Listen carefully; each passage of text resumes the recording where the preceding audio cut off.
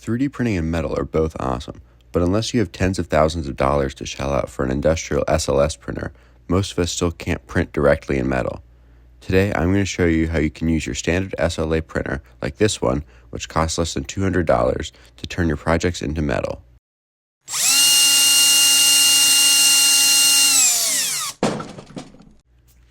The basic premise here is that we're going to print our model in a special resin that has wax particles suspended in it, and from there we can treat it just like the wax used in lost wax casting, which we'll touch on later.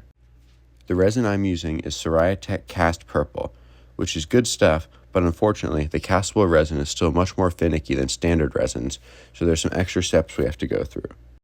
The first step here is just like any other print. We have to prepare our model in the slicer.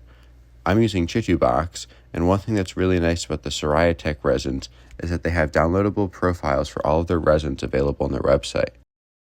When I switch over to the casting resin here, you'll notice that the biggest difference in the settings is a much longer exposure time of 5.5 seconds per layer. Once you have that profile set, I'll tell you the most important part of the setup here. Use heavy supports.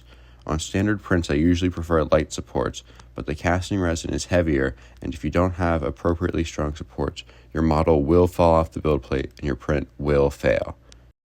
Otherwise, you're good to send it over the printer, and now we wait.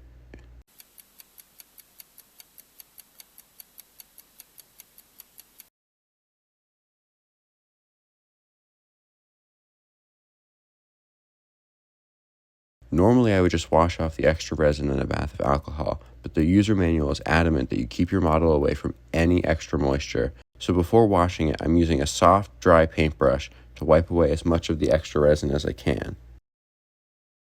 After that I will rinse off the extra resin with alcohol like normal, but the user manual has two other stipulations.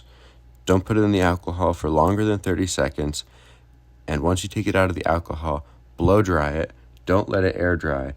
The idea there is that too much exposure to the alcohol will introduce moisture into your piece, which can interfere with the casting process later.